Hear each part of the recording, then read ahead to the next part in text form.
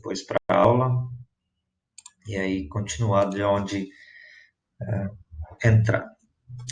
É a primeira aula do dia, então como nós também fazemos no colégio, presencialmente, a gente tem nossa oração, nossa devoção, e eu costumo fazer as devoções com os professores e também com os alunos das primeiras aulas, baseado num aplicativo chamado Mensagem de Esperança. Quem quiser baixar esse aplicativo, é bem leve, então tem mensagens diárias bem curtinhas que vocês podem também usar pessoalmente, Mensagem de Esperança. E o título hoje é O Dom do Entendimento. Todos estavam admirados, sem saberem o que pensar, e perguntavam uns aos outros: o que será que isso quer dizer? Não era mais uma discussão sobre o coronavírus, ou mais uma teoria sobre o início do universo. Eram pessoas de vários lugares do mundo que ouviam em sua própria língua sobre as ações de Deus por meio de Jesus. E após ouvir mais, elas perguntavam: o que devemos fazer? Hoje ainda há muitas dúvidas. Como assim? Há inferno? Há condenação? Precisamos de salvação? A vida não termina aqui? E Deus continua paciente, ensinador, gracioso, nos chamando. Quando finalmente nos damos conta de que sim, precisamos de ajuda, Ele continua convidando. Arrependam-se e cada um de vocês seja batizado em nome de Jesus Cristo, para que os seus pecados sejam perdoados. E vocês receberão de Deus o Espírito Santo. Atos capítulo 2, versículo 38. E pelo seu Espírito Santo nos faz finalmente entender. Precisamos cada vez mais do seu auxílio. Oração. Deus, muda a minha mente para que eu confie cada vez mais em tuas promessas. Muito obrigado por este dia que o Senhor nos concede. Obrigado pela noite de descanso. Esteja conosco nesses momentos de aula do dia de hoje. Abençoe de forma especial essa turma do segundo ano, todas as aulas que vão ter no dia de hoje, bem como todos os alunos do Colégio Luterano e os professores. Abençoe aqueles que estão doentes, que precisam de auxílio, continue cuidando de cada um. Isso nós pedimos e agradecemos em nome de Jesus. Amém. Muito bem, eu vou compartilhar a minha tela. Só me deem um retorno aí se vocês estão me ouvindo. Só para eu ter certeza que eu não estou falando no vácuo. Se alguém puder me dar um sim aí, ou pelo microfone, ou pelo chat, se estão me ouvindo, eu agradeceria. Sei que é cedo, tá frio, mas vamos lá. Eu vou compartilhar minha tela aqui com vocês para a gente iniciar a nossa conversa. Espero, ninguém me deu retorno aí, espero que todos vocês estejam me ouvindo, pelo menos, para a gente continuar. Eu coloquei aqui em cima antes que nós vamos usar nosso livro hoje de educação socioemocional desse primeiro semestre. Eu vou pedir para que vocês abram ele a partir da página 50, tá bom? A partir da página 50, e nós vamos conversar hoje um pouquinho sobre o tema da nossa aula hoje vale o risco? É uma pergunta que nós queremos fazer, sobre a qual nós queremos conversar também. Qual é a ideia desse assunto? Será que tudo que eu faço compensa o risco para eu ter alguns segundos de alegria, de prazer, ou o que quer que seja? Então, por isso que está essa pergunta aí, se vale o risco, né? Se as nossas ações realmente valem o risco daquilo que nós estamos fazendo. Nós queremos com essa conversa de hoje ter alguns objetivos. E o primeiro mostrar ou tentar entender que há diversas formas de viver momentos de adrenalina, não necessariamente associados a correr riscos de vida ou a ter comportamentos não saudáveis. Ou seja, nós queremos perceber e entender que eu consigo ter momentos de adrenalina, de prazer, de diversão, sem necessariamente colocar em risco a minha saúde mental e a minha saúde corporal. Lembra que na aula passada nós falamos um pouquinho sobre saúde mental nesse período em que nós vivemos, né? E nós falamos de elementos exteriores que às vezes atrapalham a gente. E na conversa de hoje, ou na aula de hoje, a gente quer perceber que que eu consigo me divertir, que eu consigo ter esses momentos de adrenalina sem correr risco de vida, ou sem ter comportamentos não saudáveis.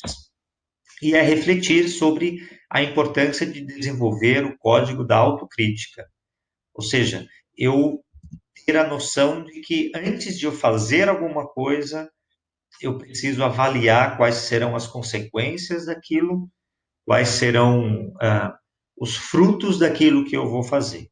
Então, por isso que o tema da aula, da conversa hoje é vale o risco. Então, vamos tentar chegar nesses dois objetivos aí da nossa conversa. Tudo bem?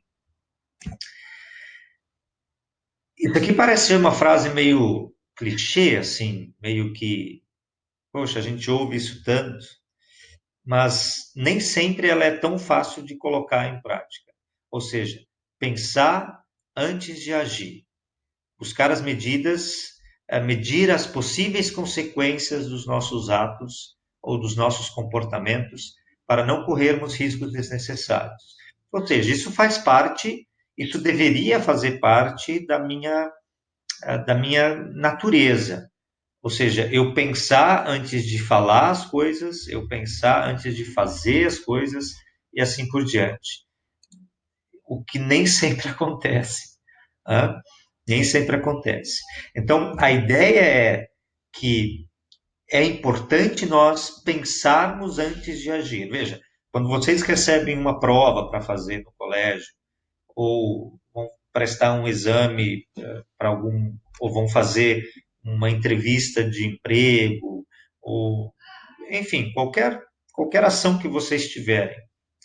A importância de nós pensarmos e refletirmos antes das nossas ações é tão importante quanto a nossa ação em si, porque nós sabemos que toda ação tem uma reação. Toda ação tem uma reação de proporção igual. Então, a importância de nós pensarmos antes de agir. E aí, de novo, o tema, vale o risco.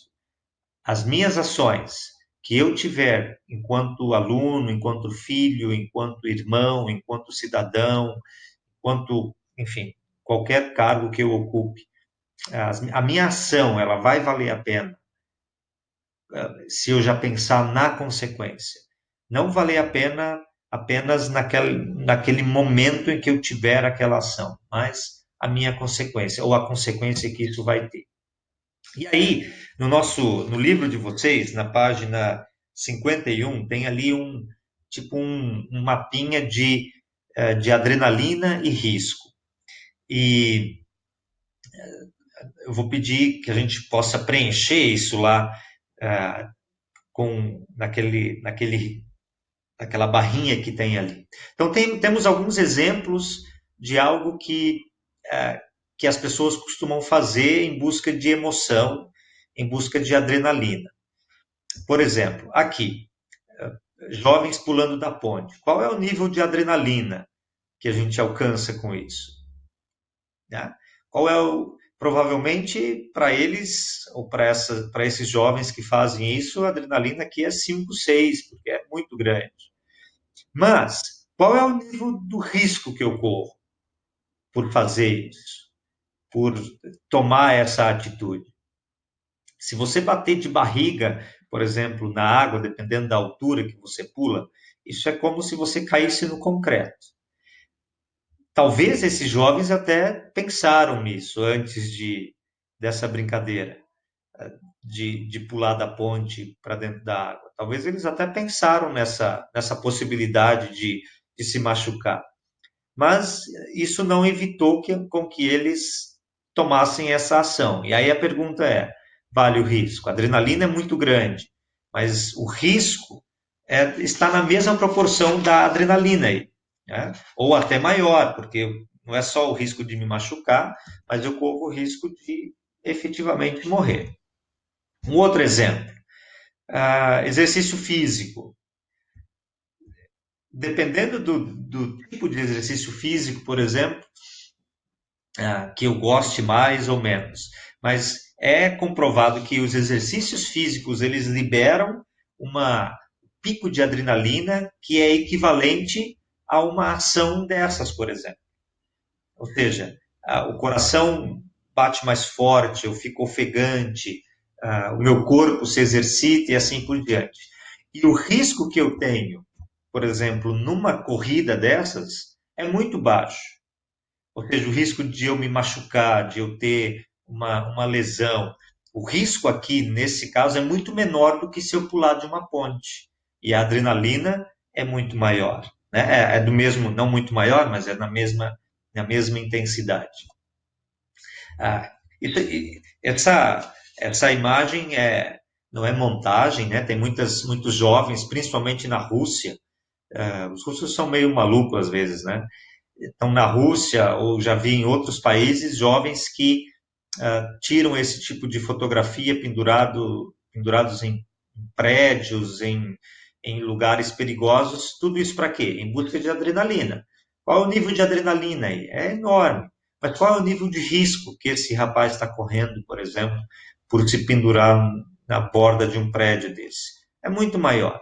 Então, qualquer erro, qualquer distensão muscular que ele tiver em um desses braços, enfim, é adeus, ele não vai ver mais o sol nascer. Tá? Então, o risco é.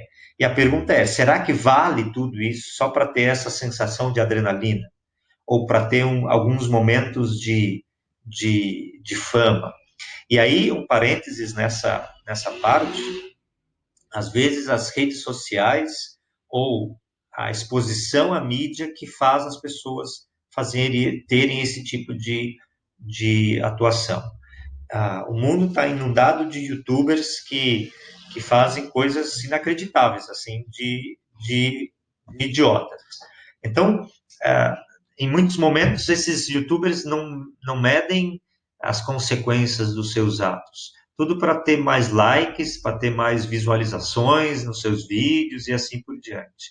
Então, às vezes, a exposição excessiva às redes sociais ou à mídia vai fazer com que as pessoas tenham comportamentos como esses, né? De adrenalina altíssimo, mas de risco altíssimo também. O uso de drogas ilícitas. A adrenalina que essas drogas ilícitas causam ou trazem para a pessoa, os picos de adrenalina, coração acelerado, ficar sem medo de fazer as coisas, etc., etc., é muito grande. Aqui nós só temos uma faixa até 6, mas o pico de adrenalina, em muitos momentos, se a gente pudesse aumentar, seria muito maior do que apenas 6. Mas e o risco que tá incluso nisso, que vem com isso naturalmente, né? O risco das drogas ilícitas. Aqui nós temos exemplos apenas de drogas ilícitas, mas drogas lícitas também são um grande perigo. Por exemplo, cigarro, bebida alcoólica, nada disso é proibido. Nos mercados está tudo lá escrito: menores de 18 anos não podem adquirir bebida alcoólica, etc. Mas isso não evita com que adolescentes ou menores de idade tenham acesso a bebida alcoólica ou a cigarro ou a qualquer coisa que seja. Isso traz uma adrenalina muito grande, né? Mas o risco de vício que essas coisas trazem não compensam a adrenalina momentânea que isso traz. E aí é que está. Esse momento de adrenalina que eu estou procurando, ele compensa o risco ou a consequência do meu ato, ou a consequência daquilo que vai que vai acontecer nessa situação. E aí uma pesquisa realizada com alunos do 9º ano, eu estou lendo aqui no encarte do nosso livro, 9º ano pelo Instituto Brasileiro de Geografia e Estatística, que é o IBGE, afirma que houve crescimento de 8,7%, de 8,7% para 9,9% entre os jovens que já experimentaram drogas ilícitas de 2009 para 2012. Entre as meninas, o índice subiu de 6,9 em 2009 para 9,2 em 2012. Quer dizer, isso aqui 8 anos atrás. É bem provável que isso tenha aumentado bastante. Isso tenha aumentado bastante. Embora a proporção pareça pequena, os técnicos do IBGE se espantaram com a revelação de que 0,5% dos adolescentes usou crack no período de 30 dias que antecederam a pesquisa, pois em números absolutos são 15 mil estudantes no país inteiro que já experimentaram a droga que tem o maior potencial de dependência. Veja, essa pesquisa é de 8 anos atrás. Provavelmente, se o IBGE fizer essa pesquisa agora, nós vamos ver que em muitos momentos você vai ter um pico muito maior do que isso. E a maioria dos jovens que começam a usar qualquer tipo de entorpecente, de droga, de algo ilícito, eles começam nisso como uma brincadeira, só para ver o que vai acontecer, só para experimentar a adrenalina que isso dá. E aí é evidente que nenhum deles está medindo o risco que está embutido nessa ação. Nenhum deles está medindo a consequência que essa ação vai ter. E aí, como nós falamos no início da aula, tentar não, é importante e é imprescindível que em qualquer das nossas ações nós tenhamos capacidade de medir a consequência dela.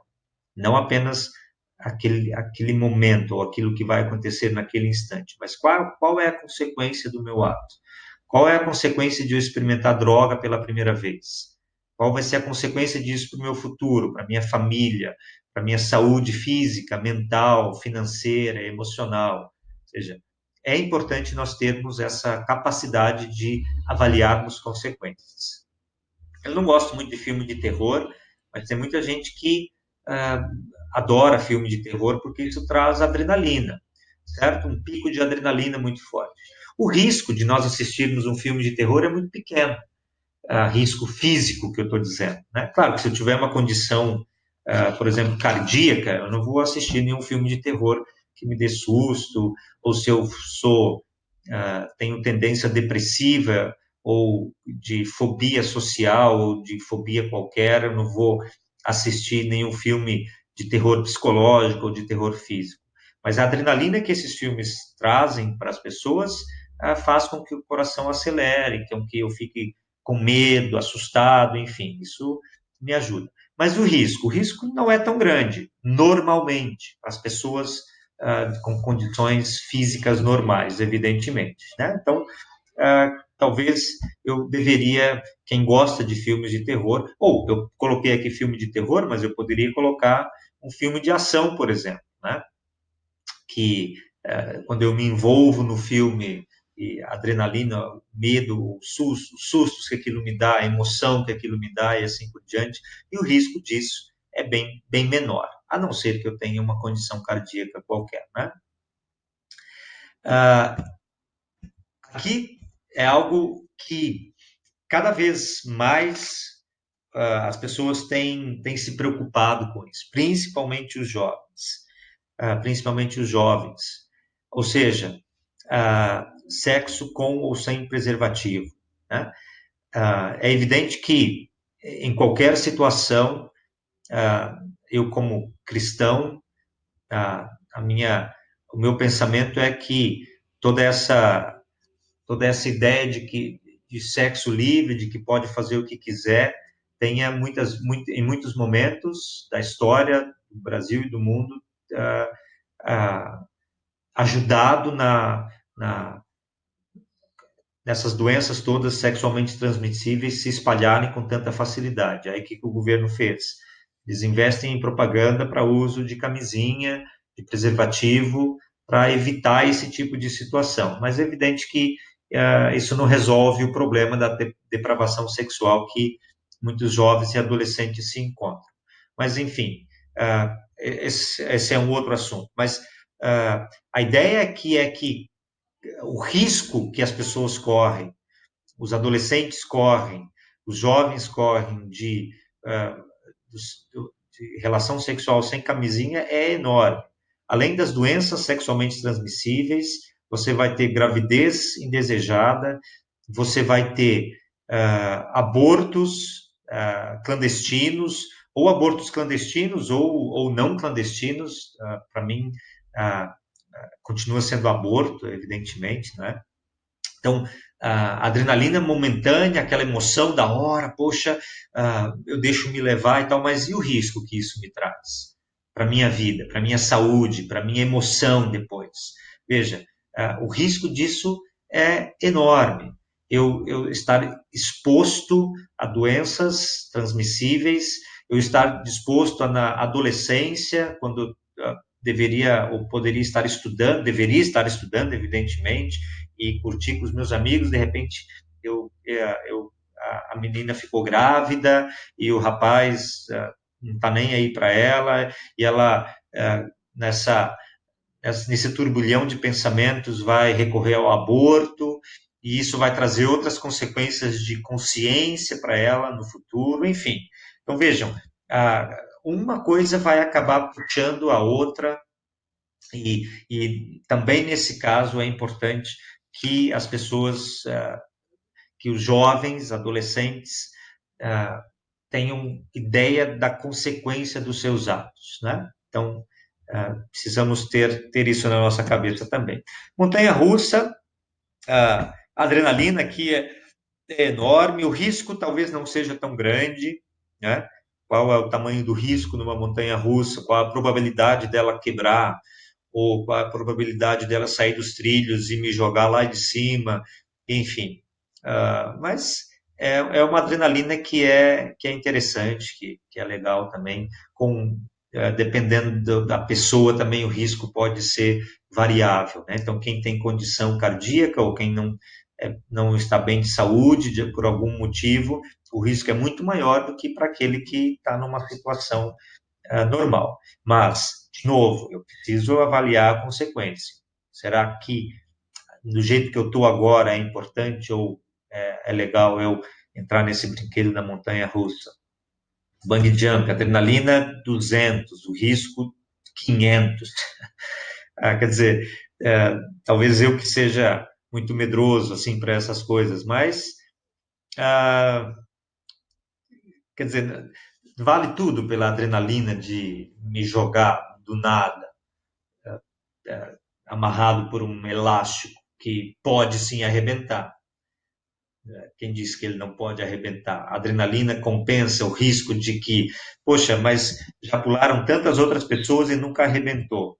Mas pode arrebentar comigo. E aí, vai valer a pena esse risco? Para algumas pessoas, sim. Para outras pessoas, não. Então, eu preciso sempre avaliar essa adrenalina e risco que eu estou correndo. E aí a pergunta, depois dessas imagens ou disso que nós acabamos de ver, a pergunta que, se vocês estiverem dispostos a me ajudar aqui, quanto maior o risco, maior a adrenalina, ou é possível produzir adrenalina sem se arriscar? Ou seja, eu só consigo picos de adrenalina altos quando eu arrisco a minha vida de qualquer forma, ou eu consigo ter picos de adrenalina sem me arriscar tanto? Qual é ou para você, talvez temos opiniões diferentes aí, né? Divergentes aí. Talvez para alguns, a adrenalina, o pico de adrenalina está diretamente ligado com o tamanho do risco que eu vou correr. Quanto maior o risco, maior a adrenalina. E eu não consigo, talvez para muitas pessoas, eu não consigo ter a adrenalina necessária ou a adrenalina que eu estou procurando sem arriscar a minha vida. Ou eu consigo ter esses picos de adrenalina sem precisar me arriscar. Tá? É provável que, talvez, para quem é adepto dos esportes radicais, por exemplo, vamos dizer não. A adrenalina só tá ligada a risco. Ou quanto maior o meu risco, maior vai ser o pico de adrenalina. Mas nós vimos com alguns exemplos que nós demos nessa, né, dos exemplos anteriores que não, é possível eu ter picos de adrenalina e ter emoção e ter o coração batendo forte, ficar, né, até com medo em alguns momentos, sem me arriscar tanto. Então, essa ideia de que para ter um grande pico de adrenalina eu preciso me arriscar, nem sempre é assim. De novo, eu preciso avaliar as consequências daquilo que eu for fazer. Qual é a função do medo quando estamos prestes a enfrentar riscos? Será que o medo é bom ou o medo é ruim? Ou para que serve o medo, na verdade, quando eu estou enfrentando riscos ou quando eu vou enfrentar algum tipo de risco? Para que serve o medo para vocês? Quem quer me ajudar aí? Ou no chat ou no microfone? Qual é a função do medo na vida de vocês? Ou ele não tem função alguma? Vamos ver se vocês estão acordados para me ajudar aí.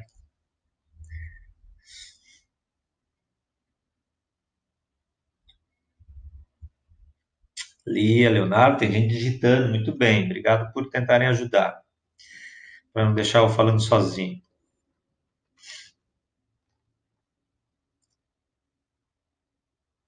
A Lia diz que o medo me impede de errar de uma forma desnecessária. O medo, bom, muitos de vocês sabem que eu sou pastor, né? Eu sou pastor há 18 anos, desde 2000, eu me formei em 2002. E quando a gente está, por exemplo, no culto, preparando o culto, e muitas vezes tem muita gente. E na hora que normalmente a gente fica mais nervoso, assim, é na hora da mensagem, da homilia, do sermão.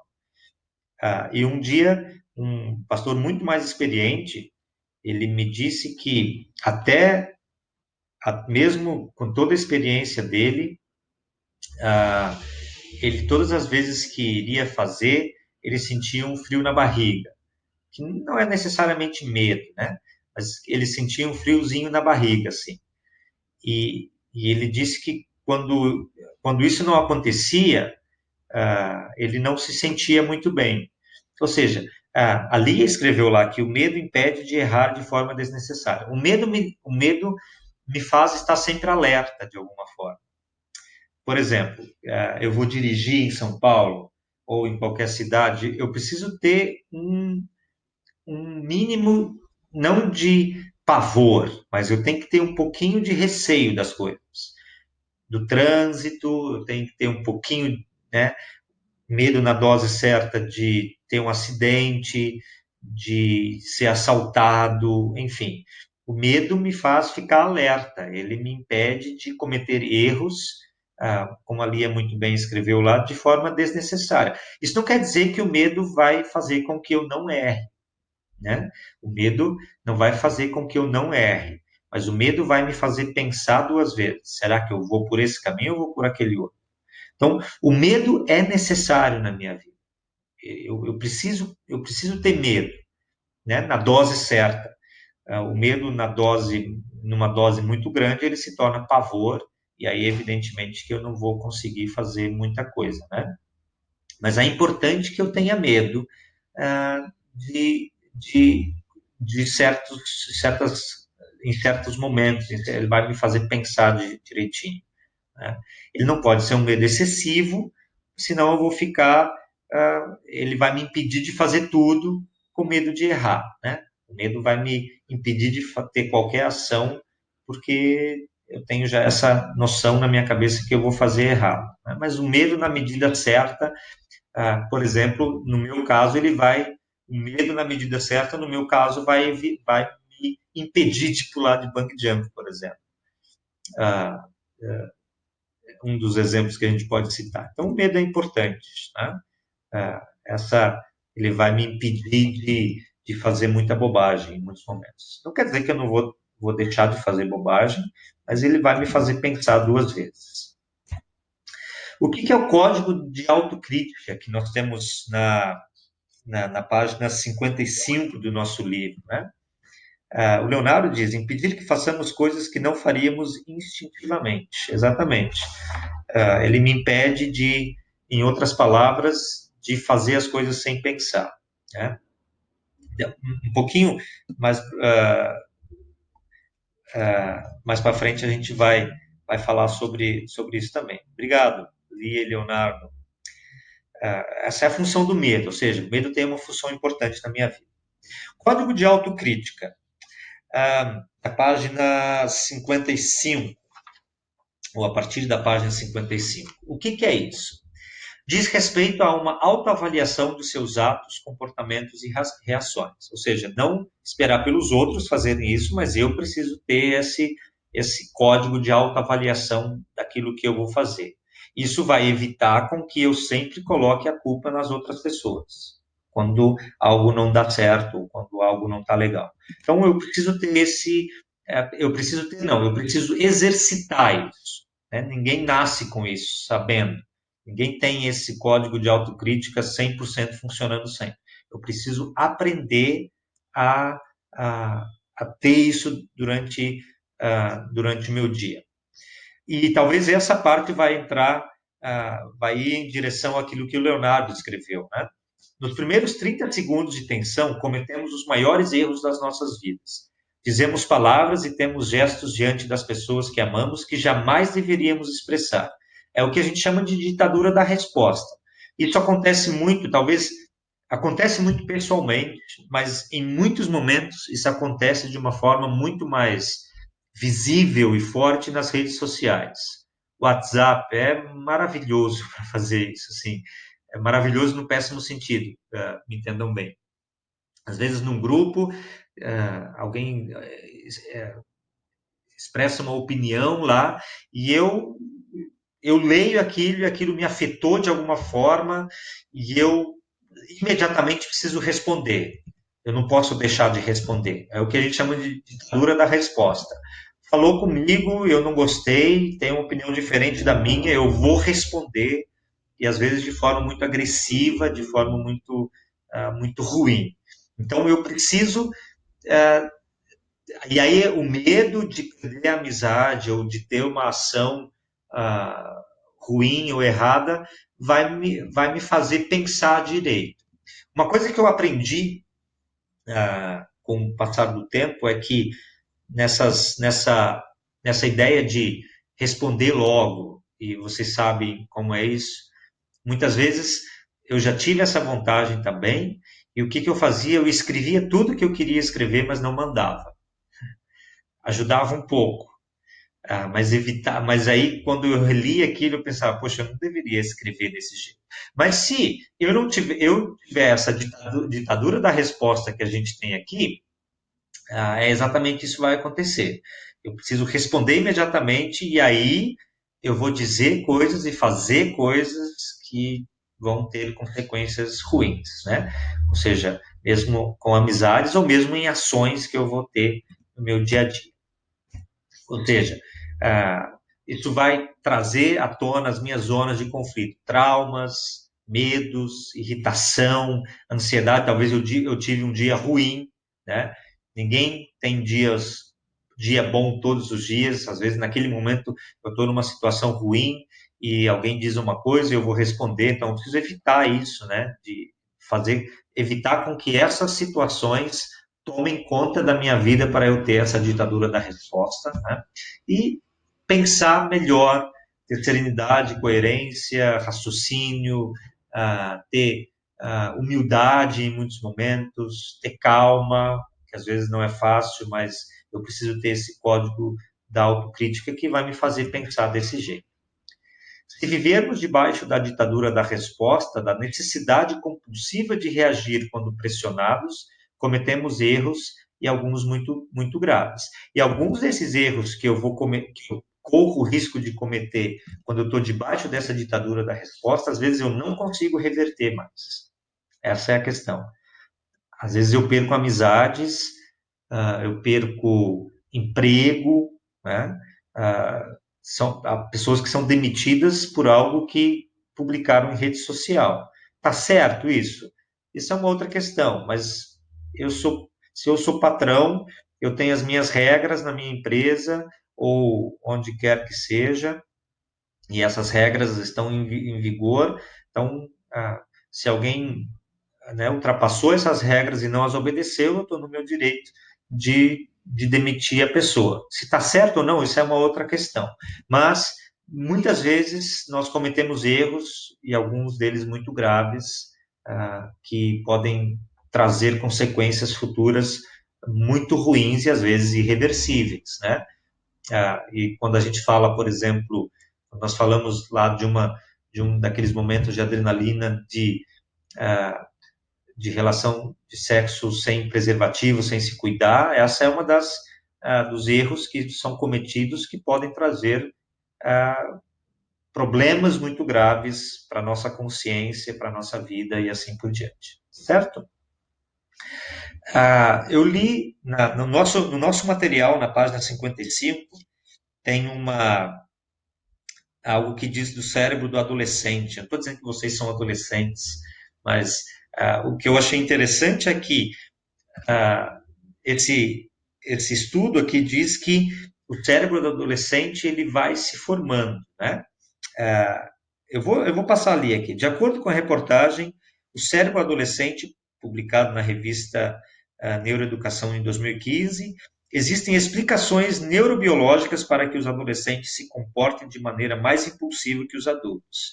Estudos apontam que o cérebro nessa fase ainda está se formando e que algumas regiões responsáveis pela autorregulação ainda não estão plenamente amadurecidas.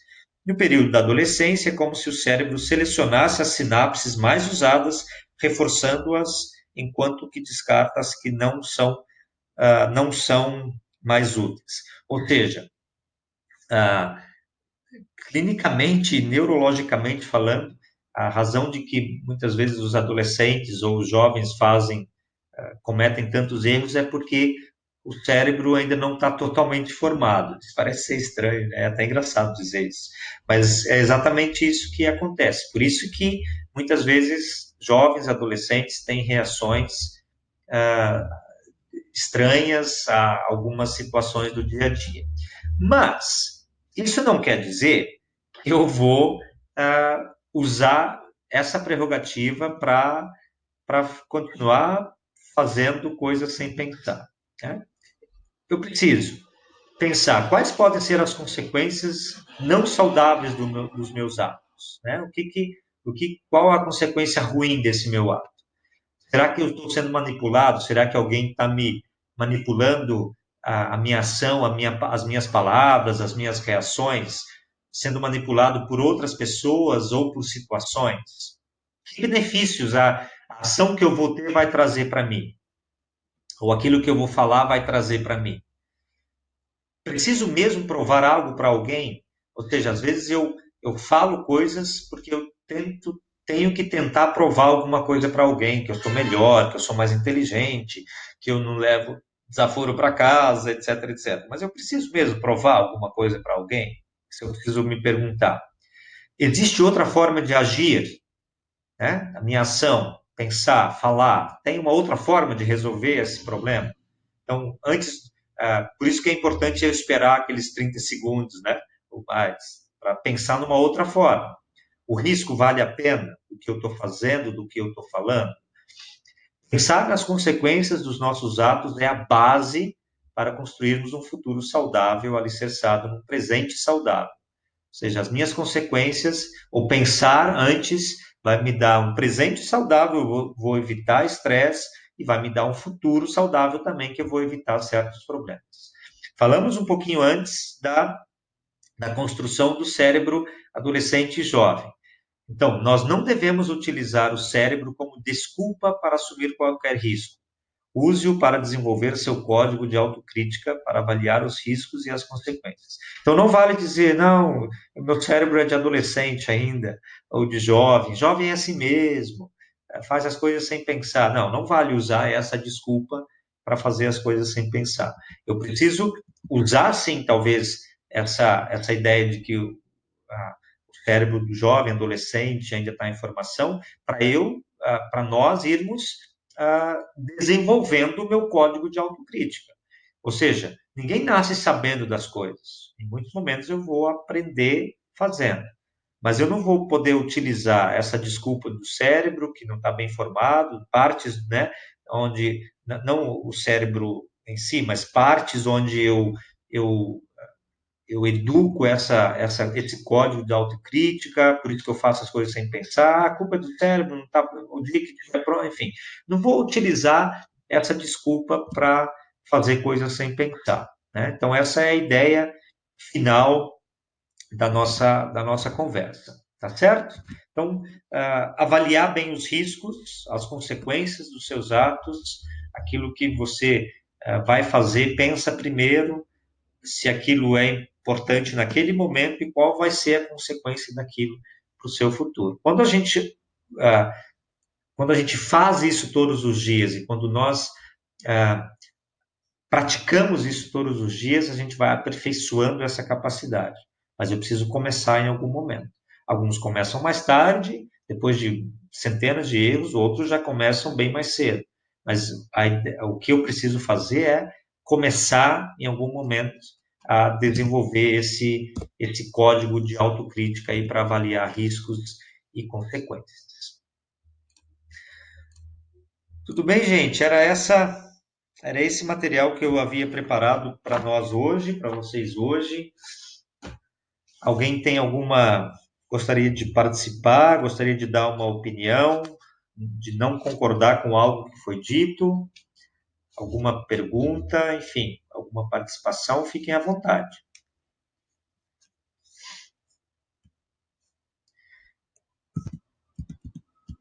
Eu tenho aqui uma dica para vocês da Escola da Inteligência.